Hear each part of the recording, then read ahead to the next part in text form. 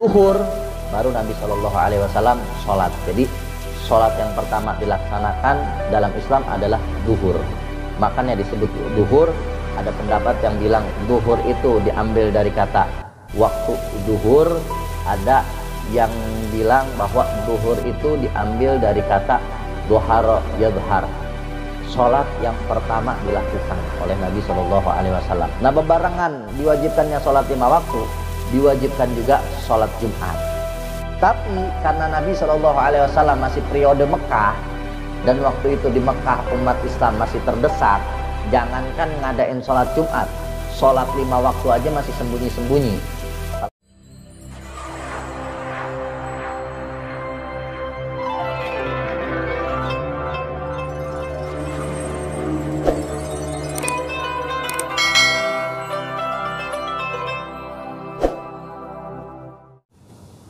Bismillahirrahmanirrahim. Assalamualaikum warahmatullahi wabarakatuh. Waalaikumsalam warahmatullahi wabarakatuh. Nastafidul mislama an ahluna wa aslafuna wa abana salihun Allah yadkhulu niyatna fi niyatihim wa amalna fi amalihim wa akhlaqina fi akhlaqihim wa nastadu rahmatuhi razkiya fi hadha al-nazi syarif ala hadhihi niyah wa ala kulli niyatin salihah wa ala man aslafuna salihun وإلى حضرة النبي محمد صلى الله عليه وسلم بسر الفاتحة. أعوذ بالله من الشيطان الرجيم. بسم الله الرحمن الرحيم. الحمد لله رب العالمين الرحمن الرحيم مالك يوم الدين. إياك نعبد وإياك نستعين اهدنا الصراط المستقيم صراط الذين أنعمت عليهم غير المغضوب عليهم ولا الضالين آمين. Alhamdulillah wassalatu wassalamu ala rasulillah Sayyidina Muhammad ibn Abdullah wa alihi wa ashabihi wa mawala. Qalu subhanaka la ilma lana illa ma 'allamtana innaka antal alimul hakim. Rabbi shrah li sadri wa yassir li amri wahlul 'uqdatam min lisani yafqahu qawli. Rabbi zidna ilman warzuqna fahman wa atina hikmatan birahmatika ya arhamar rahimin. Taqabbalallahu minna wa minkum fataqabbal ya karim. Amma ba'd.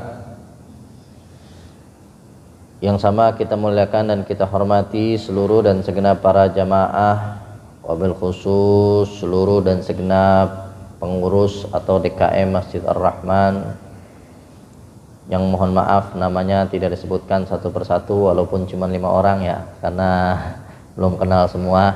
Mudah-mudahan dengan kumpulnya kita di sini, barusan kita membaca ayat-ayat suci Al-Qur'an, dan kumpulnya kita di sini yaitu untuk mengkaji ilmu agama sekaligus menyambung tali silaturahmi. Mudah-mudahan kumpulnya kita di sini menjadi sebab turunnya rahmat dan barokah untuk kita semua, menjadi sebab terkabulnya segala hajat-hajat kita, baik hajat yang berkaitan dengan urusan agama, dunia hingga akhirat kita. Mudah-mudahan pulang dari sini yang tadinya kita malas ibadah jadi rajin ibadahnya, yang masih suka maksiat pulang dari sini tidak lagi bermaksiat, dan mudah-mudahan yang rezekinya seret Allah lancarkan rezekinya, yang punya usaha Allah lancarkan usahanya, yang kerja Allah lancarkan pekerjaannya, yang sakit Allah angkat segala penyakitnya, yang sehat Allah jaga kesehatannya, yang wafat Allah ampuni dosa dan kesalahannya. Dan mudah-mudahan sebagaimana kita berkumpul pada sore hari ini di masjid yang mulia ini, dalam acara yang mulia ini, dikumpulkan lagi nanti di tempat yang mulia, yaitu surganya Allah subhanahu wa ta'ala bersama Nabi yang mulia Nabi Muhammad sallallahu alaihi wasallam. Amin ya rabbal alamin. Alhamdulillah, sore hari ini Allah subhanahu wa ta'ala memilih kita kembali untuk hadir ke majlis yang mulia ini.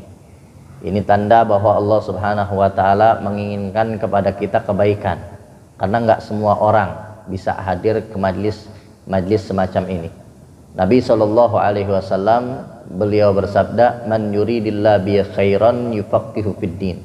Barang siapa yang ingin diberikan kebaikan oleh Allah subhanahu wa ta'ala, maka orang tersebut akan diberikan pemahaman terhadap ilmu agama. Jadi tanda Allah subhanahu wa ta'ala menginginkan kebaikan kepada hambanya, tandanya hamba tersebut akan diberikan pemahaman terhadap ilmu agama.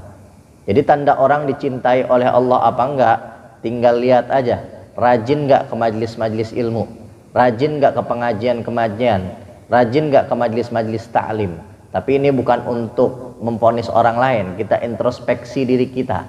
Kalau kita rajin, kalau kita semangat, kalau kita istiqomah, hadir ke majelis ilmu, ke pengajian, ke majelis ta'lim, maka mudah-mudahan itu tanda bahwa Allah Subhanahu wa taala menginginkan kebaikan, Allah Subhanahu wa taala cinta kepada kita. Bahkan di hadis yang lain Nabi sallallahu alaihi wasallam beliau bersabda, faqala Nabi sallallahu alaihi wasallam, "Innad dunya yu'tillah liman yuhib wa man la yuhib, wa la yu'ti ilma illa liman yuhib." Sesungguhnya Allah Subhanahu wa taala memberikan perkara dunia kepada orang yang dicintai dan orang yang nggak dicintai sama Allah. Kita bisa lihat berapa banyak orang yang ahli maksiat, yang selalu berbuat dosa, orang-orang fasik, bahkan orang kafir sekalipun, mereka diberikan perkara dunia. Kadang-kadang orang yang fasik, yang ahli maksiat, yang selalu berbuat dosa, bahkan orang kafir, kadang-kadang lebih banyak hartanya daripada orang-orang yang taat. Kadang-kadang kita ngerasa itu orang sholat kagak pernah, puasa juga kagak, ibadah juga nggak pernah kelihatan, tapi kelihatan kayaknya duitnya banyak, rumahnya megah, mobilnya mewah, hidupnya serba enak. Yang namanya perkara dunia Allah berikan kepada orang yang dicintai dan orang yang nggak dicintai. Kalau diberikannya kepada orang-orang yang durhaka kepada Allah, itu istidraj dari Allah. Kelebihan yang Allah berikan yang membuat ia semakin jauh dari Allah Subhanahu wa taala. Dikasih kelebihan sama Allah, hidupnya serba enak, umurnya panjang, badannya sehat, hartanya banyak, pekerjaannya enak, hidupnya nyaman, rumahnya mewah, mobilnya mewah, hidupnya serba enak. Tapi dia tidak taat kepada Allah Subhanahu wa taala, atau kelebihan-kelebihan tersebut menyebabkan ia semakin jauh dari Allah. Itu bukan nikmat dari Allah, itu istidraj dari Allah Subhanahu wa taala. Kelebihan yang Allah berikan yang membuat ia semakin jauh dari Allah Subhanahu wa taala. Nah, itu istidraj. Hati-hati jangan sampai kita tertipu sama istidraj. Kadang-kadang kita ketika mendapatkan suatu kelebihan dari Allah Subhanahu wa taala, kadang-kadang kelebihan tersebut bikin kita lupa sama Allah. Yang tadinya sakit, istighfar mulu, astagfirullah, astagfirullah, astagfirullah, zikir mulu, ingat mulu sama Allah begitu sakit. Pas sehat udah lupa lagi sama Allah. Hati-hati, itu berarti sehatnya bukan nikmat dari Allah. Istidraj, Allah berikan kelebihan malah makin jauh dari Allah Subhanahu wa taala. Yang tadinya hidupnya susah, kemudian dikasih, yang tadinya hidupnya susah dia rajin ibadah. Ke majelis taklim, di mana-mana majelis dia hadirin. Sholat duhanya nggak pernah putus, tahajudnya juga nggak pernah lewat, tahajud sampai ratusan rakaat, subuhnya tapi kesiangan ya. Rajin, lagi susah rajin, tapi begitu dikasih hidup nyaman dia lupa sama Allah Subhanahu wa taala. Jangankan duha, subuh aja kesiangan, jangankan sholat tahajud, isya aja kadang lewat. Ketika Allah kasih kenyamanan, dia makin jauh dari Allah Subhanahu wa taala. Berarti kelebihan tersebut bukanlah nikmat dari Allah, melainkan istidraj dari Allah Subhanahu wa taala. Makanya kita introspeksi diri kita nih. Ketika Allah berikan kita hidup makin enak, makin nyaman, makin baik, kita makin dekat sama Allah apa kagak? Kalau semakin jauh dari Allah Subhanahu wa taala, hati-hati, itu istidraj dari Allah Subhanahu wa taala. Dia ngerasa walaupun dia nggak taat, walaupun dia nggak ibadah, walaupun dia tidak menjalankan perintah Allah, dia ngerasa hidup gua lancar-lancar aja. Dia ngerasa tuh, lihat gua sholat aja kagak, puasa aja kagak, ngaji aja boro-boro pernah hadir ke pengajian, tapi hidup gua enak-enak aja. Dan lu yang ngaji mulu, di rumah ngaji, di PT ngaji, ya di mana-mana ngaji, ibadahnya rajin, tapi kelihatannya susah banget lu hidup. Dia ngerasa sedang menipu Allah Subhanahu wa taala. Yukhadi'unallah wa huwa khadi'uhum, kata Allah. Mereka ngerasa sedang nipu Allah, padahal Allah Subhanahu wa taala yang sedang membuat ia lalai dengan kelebihan-kelebihan yang Allah Subhanahu wa taala berikan. Allah berikan kelebihan semakin ia tinggi, ibarat layangan makin tinggi, makin nyangkutnya tinggi, makin susah diselamatin. Begitu juga istidraj yang Allah berikan kepada orang-orang yang durhaka kepada Allah. Allah berikan kelebihan demi kelebihan, yang kelebihan tersebut menyebabkan ia semakin lupa dari Allah Subhanahu wa taala, yang nanti akhirnya azabnya bakal semakin besar di sisi Allah. Na'udzubillahi min dzalik. Nah, yang namanya perkara dunia Allah berikan kepada orang yang dicintai Allah dan orang yang tidak dicintai Allah. Kalau yang diberikan kepada orang-orang yang dicintai Allah itu nikmat dari Allah. Tandanya apa nikmat? Tandanya kelebihan tersebut menyebabkan ia semakin dekat kepada Allah. Dikasih sama Allah Subhanahu wa taala umur, dia pakai buat ibadah. Dikasih oleh Allah Subhanahu wa taala sehat, dia pakai buat taat. Dikasih sama Allah Subhanahu wa taala jabatan, dia pakai jabatan tersebut untuk ibadah. Dikasih sama Allah Subhanahu wa taala harta, dia pakai harta tersebut untuk ibadah kepada Allah Subhanahu wa taala. Dikasih oleh Allah kelebihan demi kelebihan, yang kelebihan tersebut menyebabkan ia semakin dekat kepada Allah, itu nikmat dari Allah Subhanahu wa taala, beda sama tadi istidraj. Nah, makanya yang namanya perkara dunia, kata Nabi SAW, diberikan kepada orang yang dicintai Allah dan orang yang nggak dicintai Allah. Jadi perkara dunia itu bukan patokan orang itu dicintai Allah atau kagak. Nggak bisa dijadiin patokan perkara dunia. Wala yu'ti ilma illa liman yuhid. Tapi kata Nabi, tidak akan diberikan yang namanya ilmu agama kecuali kepada orang-orang yang memang dicintai oleh Allah Subhanahu wa taala. Berarti tandanya orang-orang yang rajin hadir ke majelis ilmu, orang-orang yang rajin ke pengajian, orang-orang yang rajin ke majlis taklim, tandanya bahwa Allah Subhanahu wa taala mencintai mereka. Makanya mudah-mudahan kumpulnya kita di sini tanda bahwa Allah Subhanahu wa taala mencintai kita, dan mudah-mudahan Allah berikan kita semua istiqomah. Amin ya rabbal alamin. Karena nggak semuanya. Berapa banyak yang tahu nih sore ada pengajian, nih sore ada majlis taklim, ada majlis ilmu, tapi Allah nggak izinin mereka. Bukan mereka yang nggak mau, bisa jadi Allah Subhanahu wa taala yang memang nggak mau mereka mendapatkan rahmat dari Allah Subhanahu wa taala. Hati-hati, jangan dibalik. Kadang-kadang kita ngerasa mereka yang nggak mau hadir, bisa jadi Allah Subhanahu wa taala yang tidak menginginkan mereka mendapatkan rahmatnya. Allah berfirman dalam Al-Quran, wallahu yakhtassu birahmatihi may yasha wallahu dzul fadlil azim. Allah Subhanahu wa taala memberikan rahmatnya kepada orang-orang yang dikehendaki oleh Allah Subhanahu wa taala. Kita kumpul di sini karena kehendak Allah Subhanahu wa taala. Berapa banyak orang yang pengen hadir, mungkin karena nggak punya waktu akhirnya nggak bisa hadir. Ada juga yang pengen hadir mungkin karena nggak sehat, sakit, akhirnya nggak bisa hadir. Atau mungkin tahu ini sore ada pengajian, waktu ada, badan sehat, tapi Allah Subhanahu wa taala belum berikan taufik dan hidayah. Mudah-mudahan Allah Subhanahu wa taala berikan taufik dan hidayah sehingga dapat berkumpul bersama kita di lain waktu. Amin ya rabbal alamin. Dan doakan juga sahabat-sahabat kita mungkin yang pengen hadir tapi karena sakit akhirnya nggak bisa hadir. Mudah-mudahan Allah Subhanahu wa taala sehatkan badannya, dan mudah-mudahan kepada saudara-saudara kita juga yang pengen hadir tapi nggak punya waktu, mudah-mudahan Allah Subhanahu wa taala berikan waktu yang luang, berikan waktu yang barokah sehingga dapat berkumpul bersama kita di lain waktu. Amin ya rabbal alamin. Dan mudah-mudahan kita yang hadir di sini diberikan oleh Allah Subhanahu wa taala istiqomah hingga terus kita bisa hadir sampai mati dalam keadaan husnul khotimah. Amin ya rabbal alamin. Makanya nikmat dari Allah. Nikmat dari Allah kalau kita udah mau hadir ke majlis semacam ini. Apalagi makin dikit orangnya berarti makin gede berkahnya ya. Makin gede berkahnya, nikmat. Karena nggak sembarangan orang. Jangankan di zaman sekarang, di zaman Nabi SAW aja ada orang-orang di sekeliling Nabi, tetangga-tetangganya Nabi, ngelihat Nabi, kenal siapa Nabi, tahu siapa Nabi, namun belum diberikan taufik dan hidayah oleh Allah Subhanahu wa taala.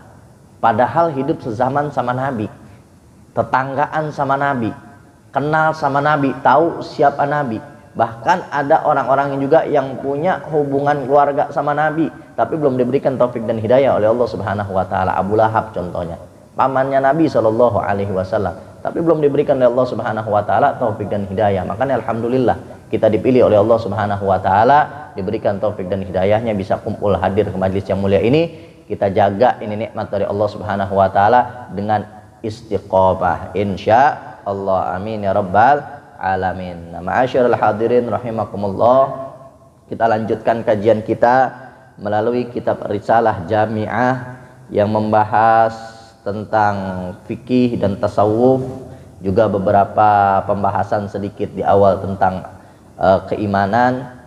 Mudah-mudahan apa yang nanti disampaikan bisa dipahami, bisa dimengerti, dan bisa bermanfaat untuk kita semua. Amin ya rabbal alamin. Seperti biasa, sebelum kita mulai, mari sama-sama kita membaca doa terlebih dahulu, membaca niat ta'allum terlebih dahulu, agar majlis kita semakin diberkahi oleh Allah Subhanahu wa taala. Dimulai dari Al-Faqir dan para hadirin mengikutinya dengan tertib. Bismillahirrahmanirrahim. Nawaitu ta'alluma wa ta'lima wal ifadata wal istifadata wal hatha ala tamassuki bi kitabillahi wa sunnati rasulillahi sallallahu alaihi wasallam wa du'a ilal huda wa dilalah alal khair ibtigha'a mardatillahi wa ridwanihi wa qurbihi wa thawabihi. Bismillahirrahmanirrahim. Alhamdulillahirabbil alamin. Allahumma shalli wa sallim ala sayyidina Muhammadin salatan tukhrijuni min dhulumatil wahmi wa tukrimuni min nuril fahmi wa tudhihu lima ashkala hatta yafhama annaka anta ta'lamu wa la a'lamu innaka anta 'allamul ghuyub. Allahumma shalli wa sallim ala sayyidina Muhammadin wa alihi an-nur al-mudhibi linisyan bi nurihi fi kulli lamhatin wa nafasin 'adada ma wasi'ahumullah. Qala al-mu'allif rahimahullahu ta'ala anhu wa nafa'ana bihi wa bi'ulumihi fid darin amin. Wal jum'atu fardhu 'ainin. Sekarang kita masuk ke pembahasan tentang sholat Jumat. Kemarin kita telah membahas hal-hal yang membatalkan sholat. Sudah disebutkan beberapa hal yang bisa membatalkan sholat. Tinggal dilihat di YouTube ini ya. Tinggal dilihat di YouTube pelajaran kemarin. Kalau yang lupa, jangan lupa share, komen, dan subscribe. Nah, sekarang kita masuk ke pembahasan wal jum'atu fardhu ainin. Salat Jumat. Salat Jumat hukumnya fardhu ainin. Hukumnya fardhu ain. Jadi salat Jumat ini salat jamaah yang paling afdal di antara salat-salat yang lainnya. Dan harinya juga hari yang paling afdal adalah hari Jumat. Wal jum'atu fardhu ainin. Salat Jumat hukumnya fardhu ain. Ada fardhu ain, ada fardhu kifayah. Fardhu ain itu wajib untuk individu. Jadi setiap orang wajib. Beda dengan fardhu kifayah. Kalau fardhu kifayah itu wajib bagi satu daerah. Jika ada satu orang di daerah tersebut yang mewakili, maka kewajiban tersebut gugur buat orang-orang daerah tersebut. Beda antara fardu kifayah, fardu ain.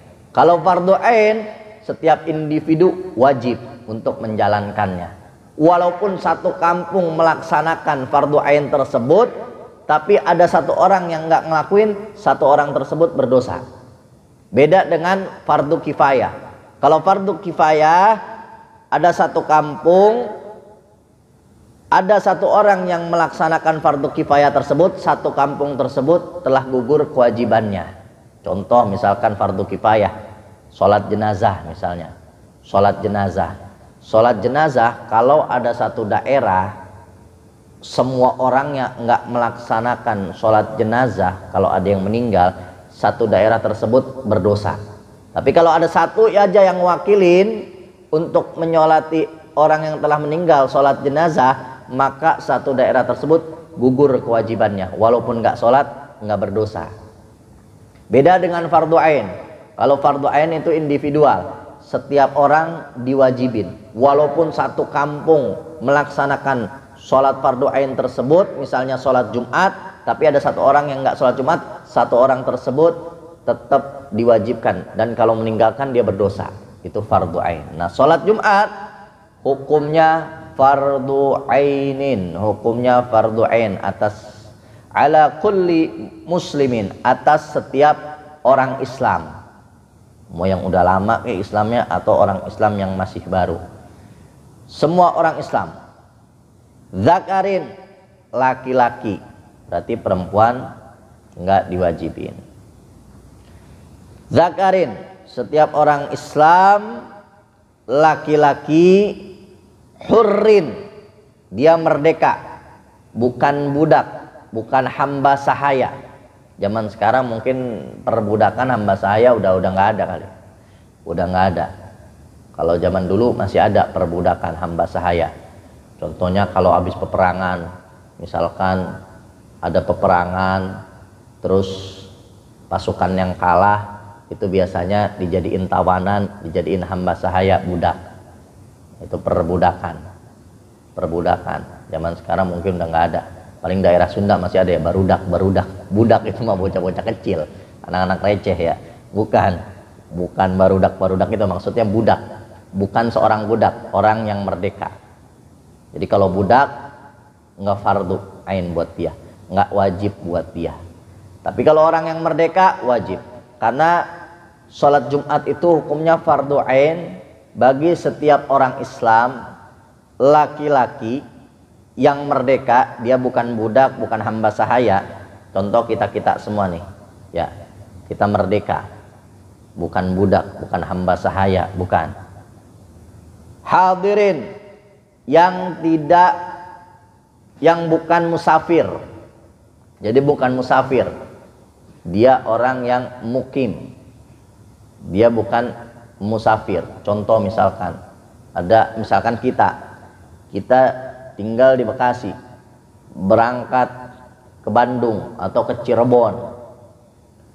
Nah, di Cirebon, di Bandung, kalau kita nggak niat untuk mukim di sana selama 4 hari lebih, misalkan kita cuma ada urusan sehari doang di sono, di Cirebon atau di Bandung misalnya, terus didirikan sholat Jumat di sana, nggak wajib buat kita, boleh diganti zuhur karena keadaan kita sedang musafir. Tapi boleh nggak sholat? Boleh, malah bagus buat sholat.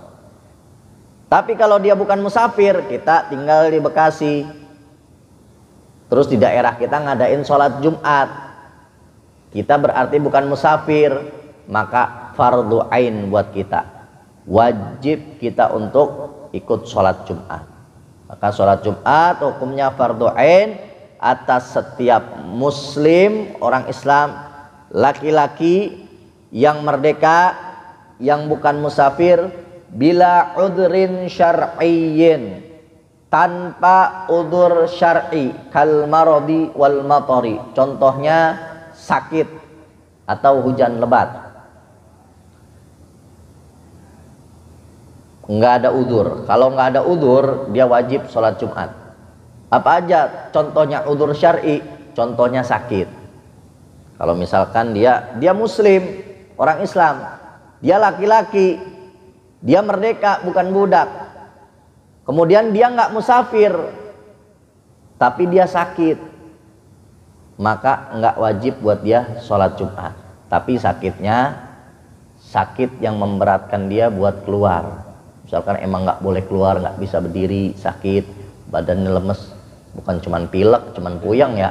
Begitu puyengnya mikirin utang lagi ya. Itu mah penyakit, bukan penyakit yang udzur syar'i, bukan. Tibang pilek ya, tibang pusing mikirin utang ya, tibang galau misalnya. Terus wah udzur nih anak lagi sakit, nggak ada udzur. Kalau sakitnya itu masyaqqah, sakitnya itu sakit yang memberatkan dia buat keluar rumah, dia nggak bisa keluar. Kalau keluar yang ada dia meninggal misalnya, atau kalau keluar yang ada makin parah penyakitnya, atau kalau keluar bisa-bisa dia cacat misalnya. Dokter bilang jangan kemana-mana dulu ya, tidur, jangan bangun-bangun dulu. Kira wah ini Jumat ini kewajiban buat kita harus melaksanakan sholat Jumat. Tahu-tahu baru di jalan meninggal, nggak boleh. Justru malah haram keluarnya. Kalau ternyata dia itu tahu kalau keluar bakal meninggal, justru haram dia keluar buat sholat Jumat. Nah kalau nggak ada udzur syar'i salah satunya sakit, atau misalkan hujan lebat, disebutin di kitab-kitab fikih mator, hujan lebat. Hujan lebat jadi udzur syar'i juga, iya. Kalau nggak ada alat buat menghindarin hujan tersebut, nggak ada payung. Zaman dulu kan belum ada payung, belum ada mobil, nggak ada alat yang bisa menghindari dia dari basahnya hujan. Kalau misalkan nggak ada alat buat menghindari dia dari basahnya hujan, kayak zaman dulu misalnya hujan lebat, masjid jauh, kudu keluar, badan basah kuyup, semua orang datang ke masjid basah kuyup, lah banjir masjid ya. Makanya salah satu udzur syar'i untuk diperbolehkannya meninggalkan sholat Jumat yaitu mator, hujan. Kalau nggak ada alat buat menghindari hujan tersebut, nggak ada payung, nggak ada mobil dan lain sebagainya. Kalau zaman sekarang mah ngeblatak payung ya, mobil juga banyak, udah minim jadinya udzur hujan itu.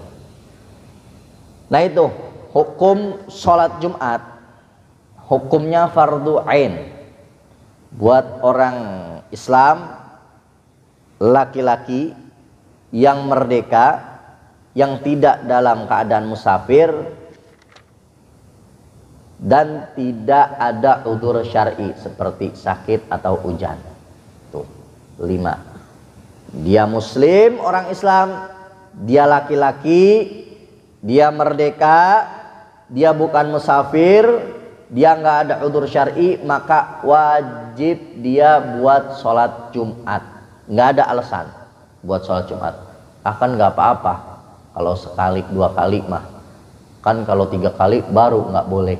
Ada kan yang kadang-kadang begitu, sekali 2 kali mah nggak apa-apa, sekali 2 kali ninggalin Jumat, habis itu dia sholat Jumat, besoknya ninggalin 2 kali lagi. Nggak ada, tetap dia berdosa walaupun cuman sekali.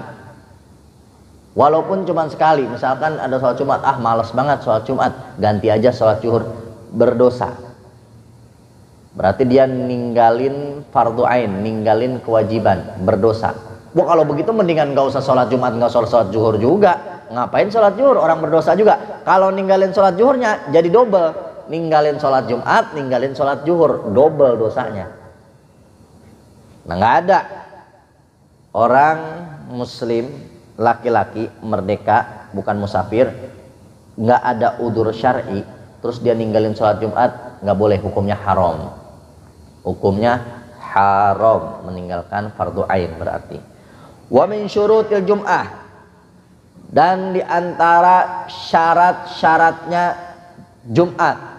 Jadi Jumatan itu sah kalau memenuhi syarat-syarat ini. Bagaimana sih Jumat itu biar sah? Syarat-syaratnya yang pertama khutbatani, 2 khutbah. Harus ada 2 khutbah. Kalau kita mau melaksanakan sholat Jumat harus ada 2 khutbah. 1 khutbah doang nggak sah, apalagi setengah khutbah. Gimana setengah khutbah? Khutbatan harus 2 khutbah. Khutbah pertama duduk, khutbah kedua. Wa arkanuhuma, dan rukun daripada 2 khutbah. 2 khutbah harus ada, dan di dalam 2 khutbah ini harus memenuhi rukun-rukunnya. Jadi khotib itu harus memenuhi rukun-rukunnya. Apa rukun yang pertama? Hamdulillahi ta'ala. Yang pertama, orang yang berkhutbah harus mengucapkan alhamdulillah. Kalau ada khotib nggak ngucapin alhamdulillah, langsung ma'asyiral hadirin jamaah salat Jumat rahimakumullah, marilah bertakwa kepada Allah, jalankan perintahnya dan jauhi larangannya.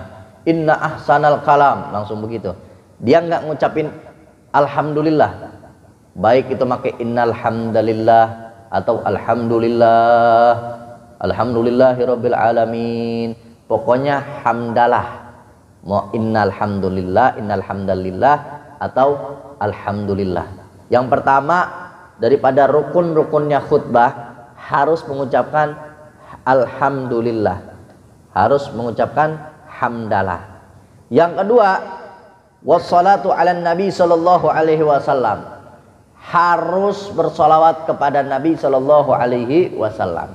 Kalau ada khotib cuman hamdalah doang, innal hamdalillah nahmaduhu wa nasta'inuhu wa nastaghfiruh wa na'udzu billahi min syururi anfusina wa min sayyiati a'malina may yahdihillahu fala mudhillalah wa may yudlil fala hadiyalah. Ma'asyiral hadirin jamaah salat Jumat rahimakumullah, dia nggak pakai sholawat maka nggak sah. Kalau khutbahnya nggak sah berarti Jumatnya juga nggak sah. Syarat yang kedua harus bersolawat kepada Nabi Muhammad sallallahu alaihi wasallam. Wassalatu wassalamu ala Rasulillah Sayyidina Muhammad ibn Abdullah wa alihi wa ashabihi wa ma wala. Salawatnya kayak gimana? Kayak Allahumma sholli wa sallim ala Sayyidina Muhammad al-Fatih lima ughliq, atau Allahumma sholli wa sallim ala Sayyidina Muhammadin miftahi babi rahmatillah, atau salawat-salawat yang lain. Yang penting salawat kepada Nabi Muhammad sallallahu alaihi wasallam.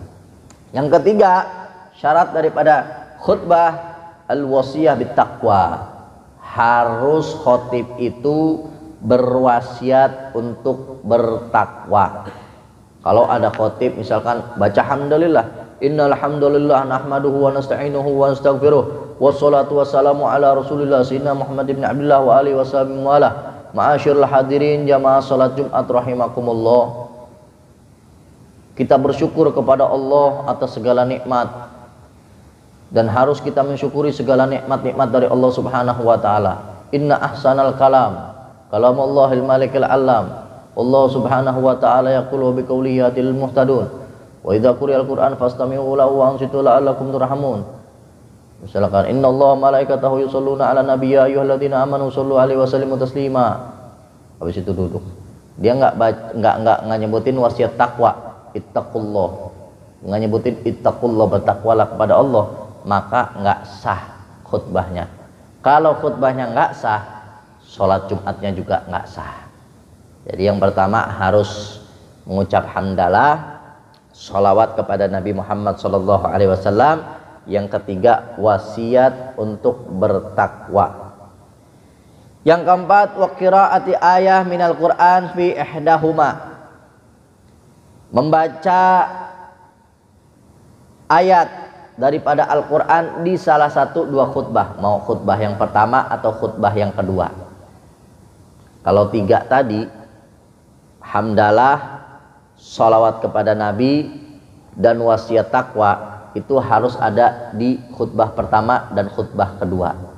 Syarat yang keempat, membaca ayat Al-Quran di salah satunya ataupun di dua-duanya nggak apa-apa. Yang penting salah satunya ada pembacaan ayat Al-Quran. Makanya di akhir biasanya khutbah, di khutbah pertama, inna ahsanal kalam kalamullah malikal alam wallahu subhanahu wa ta'ala yaqulu bi qawlihi yatil muhtadun wa idza quri'al Qur'an fastami'u lahu wa ansitu la'allakum turhamun. A'udzu billahi minasyaitonir rajim. Bismillahirrahmanirrahim. Baca ayat Al-Qur'an tuh apa aja, tapi paling sering biasanya wal asri innal insana lafi usrin illal ladzina amanu wa 'amilus solihati wa tawassaw bil haqqi wa tawassaw bis sabr.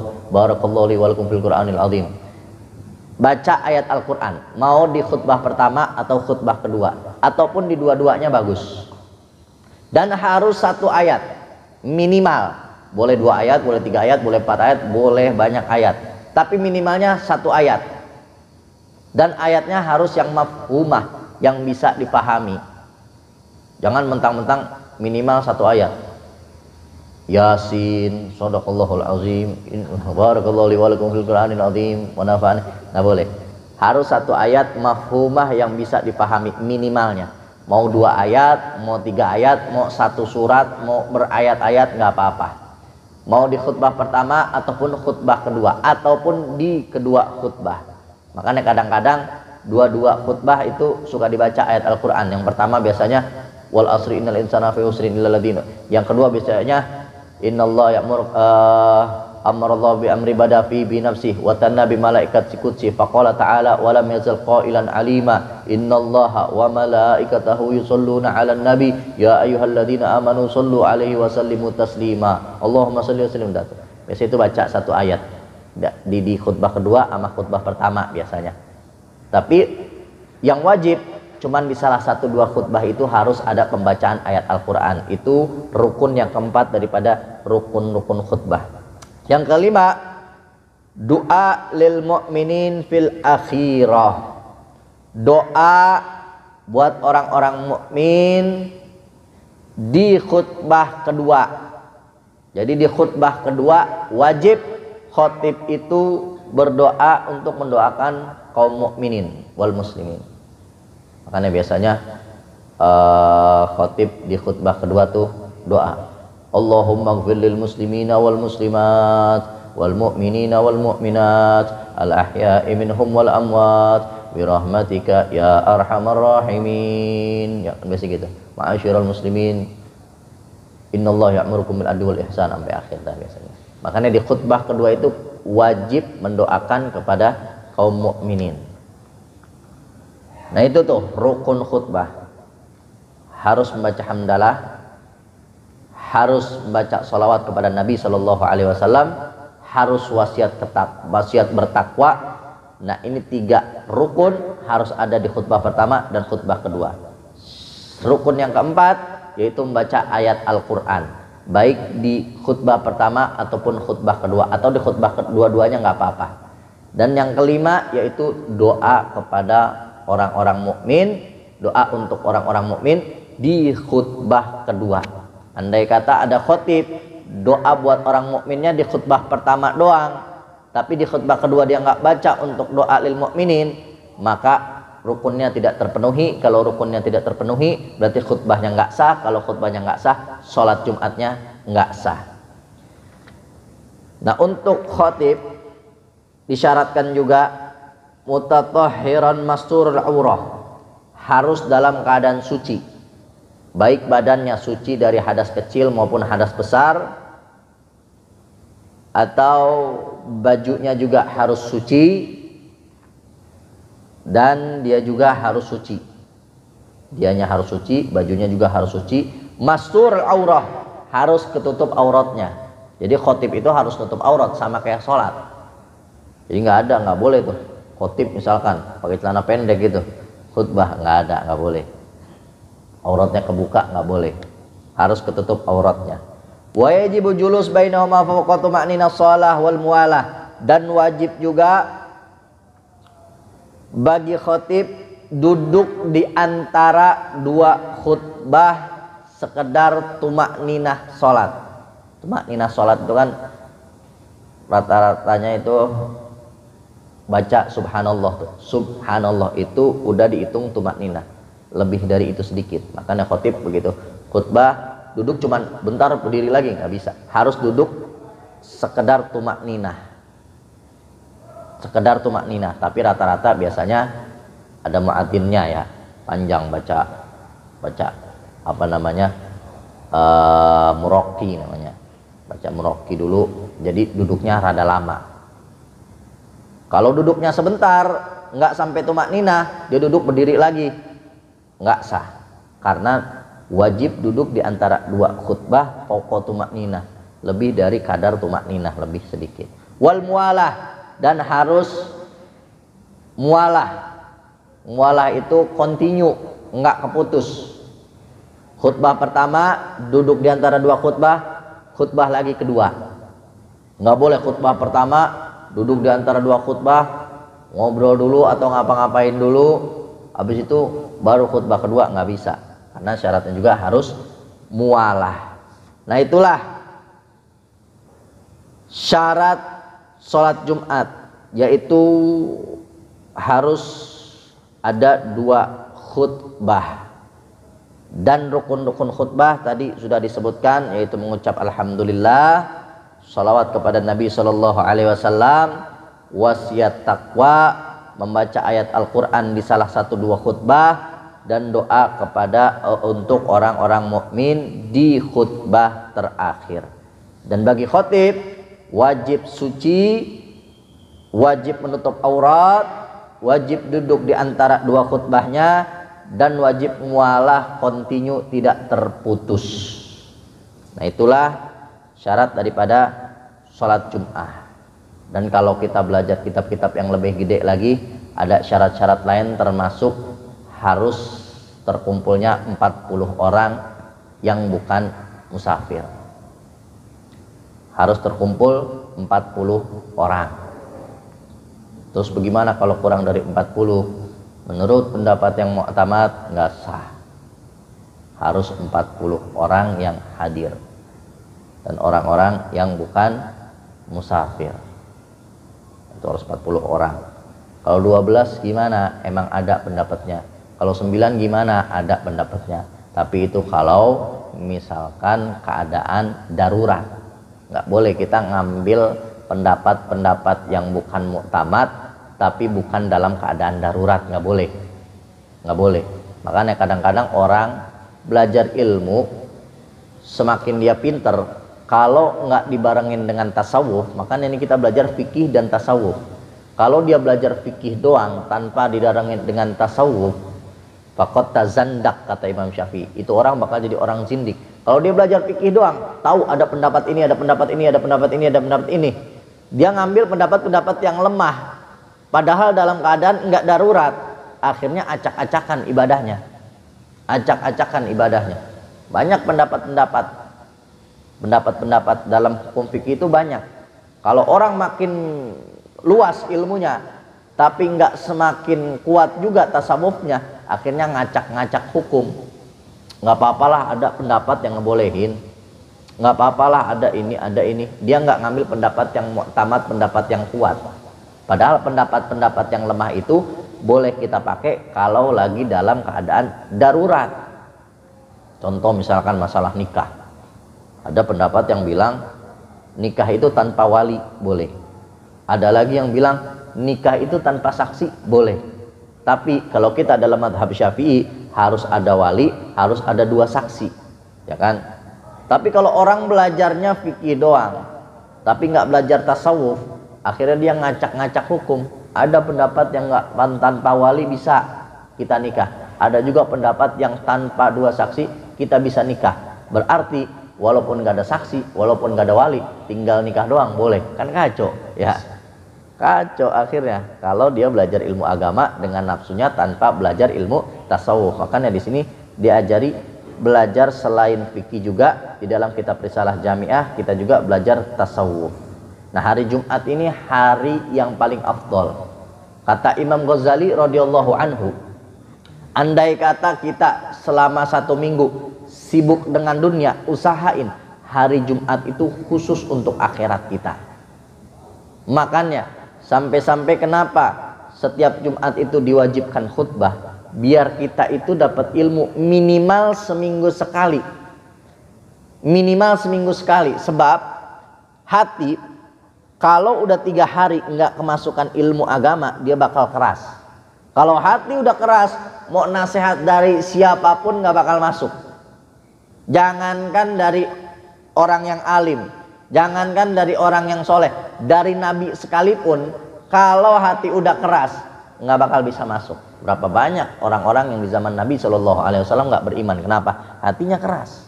Nah, kalau orang 3 hari nggak dapat asupan ilmu agama, hatinya bisa keras. Kalau hati udah keras, nasihat dari siapapun nggak bakal masuk. Badannya males buat ibadah, berat banget buat ibadah. Jangankan yang berat-berat, yang remeh-remeh aja, ibadah-ibadah yang gampang aja kerasa berat banget. Kenapa? Karena hatinya udah keras. Kenapa kok bisa hati keras? Karena rata-rata kalau hati udah 3 hari nggak masuk ilmu agama, tuh hati bakal keras. Semakin lama dia nggak masuk ilmu agama, semakin keras hatinya. Ibarat orang kalau nggak makan 3 hari bisa mati, begitu juga hati. Kalau nggak masuk ilmu agama, hati bisa mati. Jadi makanan hati itu ya ilmu agama. Makanya minimal seminggu sekali diwajibin khutbah. Kenapa? Biar kita minimal seminggu sekali dapat ilmu agama, dapat teguran untuk bertakwa kepada Allah Subhanahu wa taala. Ini udah seminggu kagak pernah ngaji, pas khutbah tidur kadang-kadang ya. Udah bagaimana kagak berat buat ibadah. Hatinya bakal mati. Kalau hati udah mati, tubuh juga bakal berat untuk taat. Kalau tubuh udah berat buat taat, dia bakal ngelakuin maksiat. Kalau udah ngelakuin maksiat, hidayah akhirnya dicabut sama Allah Subhanahu wa taala. Kalau hidayah udah dicabut sama Allah Subhanahu wa taala, dia ngelakuin dosa, dia ngelakuin maksiat, dia ngelakuin kemunkaran, dia nggak ngerasa salah. Kalau udah begitu, udah kacau. Dia nggak sholat, dia ngerasa nggak salah. Dia buka aurat, dia nggak ngerasa salah. Dia makan riba, dia nggak ngerasa salah. Kenapa? Orang-orang pada ngelakuin biasa aja bro, zaman sekarang. Malah kadang-kadang zaman sekarang yang ibadah dianggap aneh. Ya, dulu jangan jauh-jauh pacaran dah misalnya. Dulu pacaran tuh ngumpet-ngumpet di pojok, makanya disebutnya mojok ya kan. Pojok ya, tempat sepi, gak mau kelihatan. Sekarang orang yang kagak punya pacar malah diledekin. Orang sekarang mah, ente masih belum lakuin deh, begitu. Kadang orang tuanya sendiri, Tong, lu ganteng-ganteng kagak punya pacar apa, begitu tuh. Ya, dulu orang mau mabok-mabokan itu di tempat-tempat sepi, belinya juga diem-diem. Sekarang kadang-kadang diposting, ya. Halo guys, nih kita lagi minum-minum guys, ya. Malah diposting sama dia. Justru orang yang kagak pernah mabok zaman sekarang kayak aneh. Ente pernah minum? Kagak pernah. Ah yang bener. Aneh jadinya orang zaman sekarang tuh. Kata Nabi SAW, Islam itu datang ghariban. Islam itu datang ghariban. Ghariban apa ya? Asing.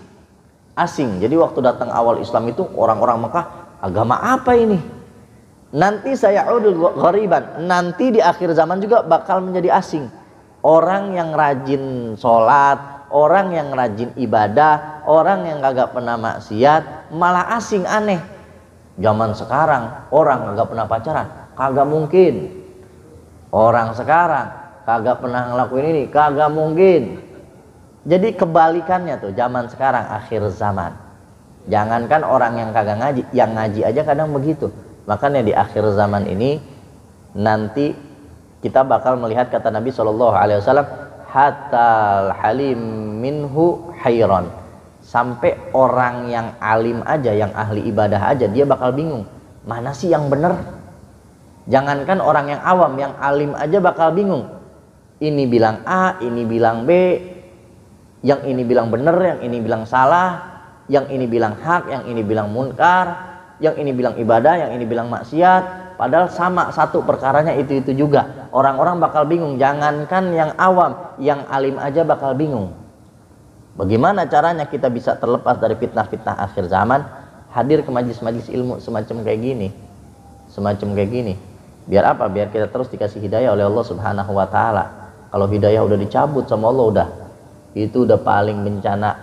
Bencana paling besar itu kalau hidayah udah dicabut dalam hidup kita. Kita nggak ngerasa salah buat maksiat. Kalau kita udah nggak ngerasa salah buat maksiat, bagaimana kita mau tobat?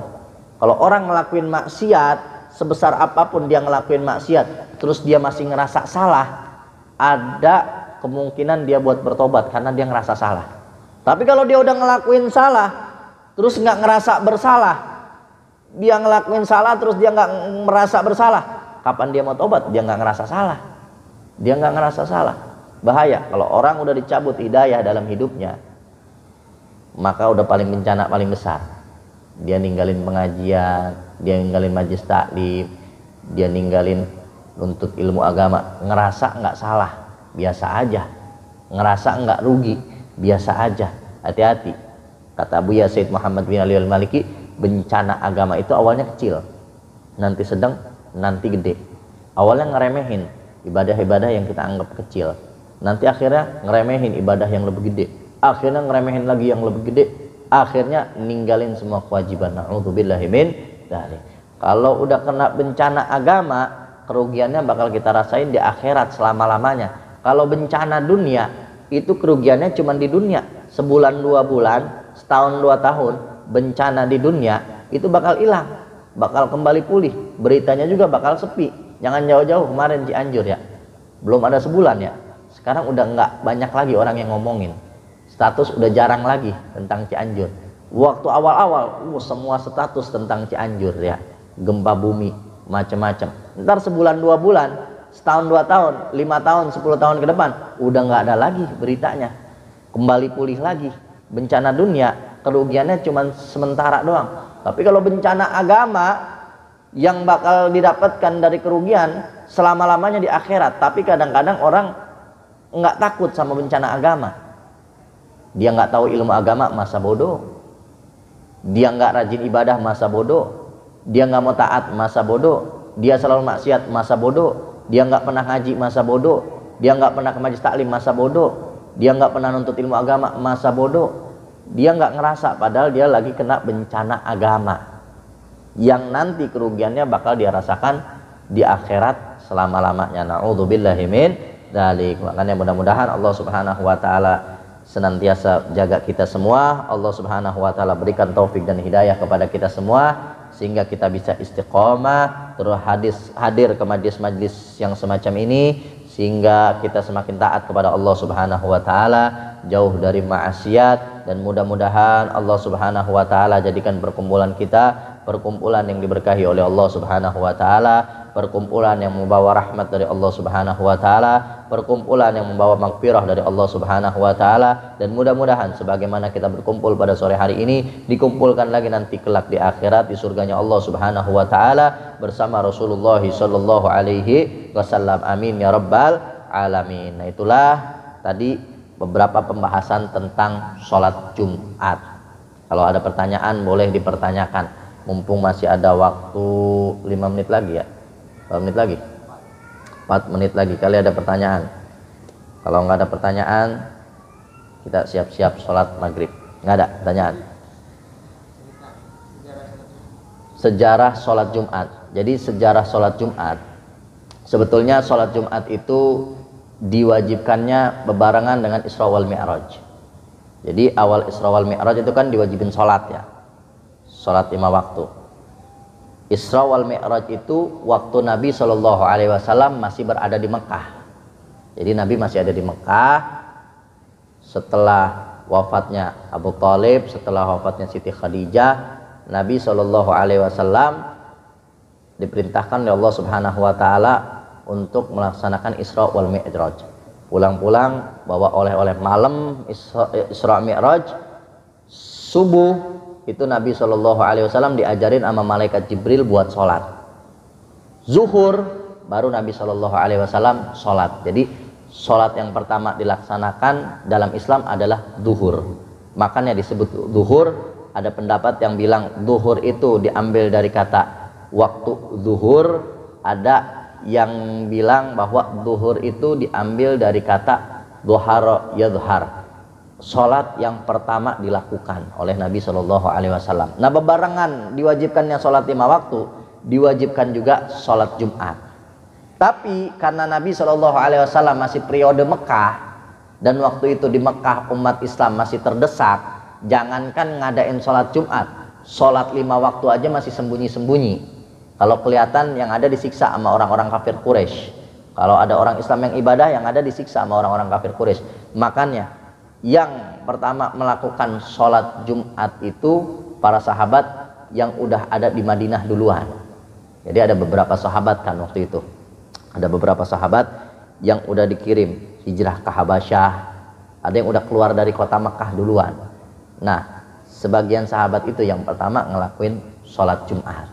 Nah, begitu Nabi SAW hijrah ke kota Madinah, baru Nabi SAW melaksanakan sholat Jumat di Masjid Jumat, ada namanya di sono. Di Madinah itu ada Masjid Jumu'ah namanya. Masjid pertama Nabi SAW mendirikan sholat Jumat. Nah, mudah-mudahan kita semua nyampe ke sono. Amin ya rabbal alamin, ke Madinah gitu. Jadi sholat Jumat itu diwajibinnya bebarengan dengan sholat 5 waktu. Nah, ini Jumat jangan sampai nih kita kelewat, karena Jum'ah ila Jum'ah yukaffir dzunub ma lam yajtanibul kaba'ir atau kama qala Nabi sallallahu alaihi wasallam. Antara Jumat dengan Jumat, kalau kita ibadah di hari Jumat sampai ketemu hari Jumat lagi kita ibadah lagi. Nah, di antara Jumat itu berarti Sabtu, Ahad, Senin, Selasa, Rebo, Kamis ada maksiat kecil yang kita lakuin, tapi gara-gara di Jumatnya kita fokus ibadah, itu dosa-dosa bakal diampuni selama 1 minggu itu. Terus kita ngelakuin dosa lagi, ketemu Jumat lagi, di Jumat kita fokus ibadah, diampunin lagi dosa-dosanya. Jangan sampai Jumat kita kelewat dari ibadah. Banyak sunnah-sunnahnya, gunting kuku, bebersih, ngerapihin jenggot, ngerapihin kumis, terus pakai pakaian putih, berangkat pagi hari pakai wangian. Pakai wangian itu sunnah. Nabi SAW walaupun keringatnya Nabi itu atyab min rihil misik, Nabi itu wangi dari sononya, nggak pakai minyak wangi udah wangi. Bahkan kalau ada sahabat yang pengen tahu Nabi kemana, itu dicium wanginya Nabi. Jadi Nabi itu kalau lewat wanginya masih kecium. Makanya nah sahabat kalau pengen nyari Nabi, nyium wanginya Nabi, nih kesini, nih kesini, nih kesini, nih kesini. Oh di sini Nabi, begitu. Saking wanginya Nabi kita Muhammad SAW. Tapi Nabi walaupun dari sononya udah wangi, beliau tetap pakai minyak wangi. Apalagi kita yang badannya bogot ya. Kudu harus juga jangan lepas dari minyak wangi, khususon di hari Jumat. Wallahu a'lam bishawab. Mudah-mudahan yang disampaikan bisa bermanfaat untuk kita semua, bisa kita amalkan dalam kehidupan sehari-hari. Amin ya rabbal alamin. Nah, ini saja yang bisa Al-Fakir sampaikan. Terima kasih atas segala perhatian. Mohon maaf atas segala kurangan dari penyampaian. Hadani Allah wa iyyakum ila shiratil mustaqim. Wal afu minkum. Assalamualaikum warahmatullahi wabarakatuh.